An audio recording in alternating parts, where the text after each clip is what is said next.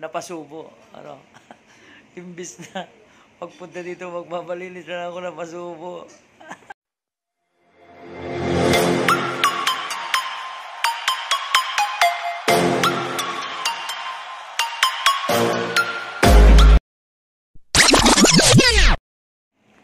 So, yung mga ka-master, nandito tayo ngayon sa Classico Beauty and Salon.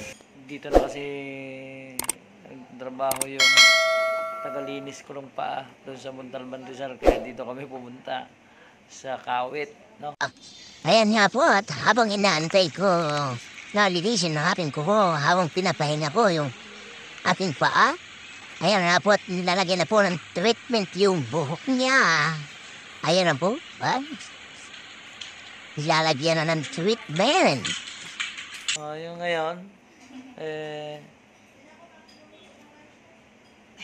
yung kasama ko, yung aking asawa, ayan, napasubo. Ano? Imbis na pagpunta dito, magbabalinis na ako napasubo. Ngayon, anong feeling? Anong feeling na napaparlor yung buhok?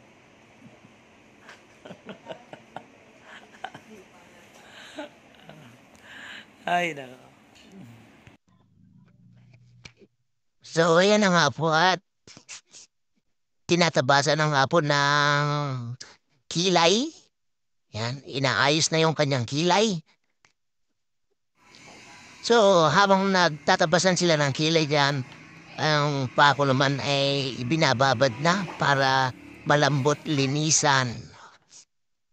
So, ayan na nga po, at mag-uumpisa ng linisin yung aking kuko. Ayan.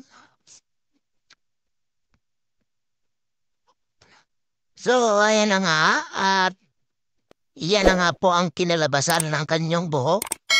So, ang ganda na ng kinalabasan. Parang nagpa-reband. O, rebanded na. Ayan o.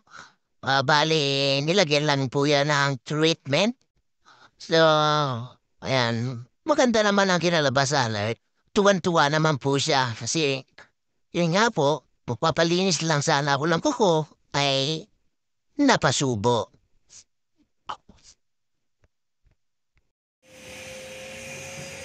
Classico.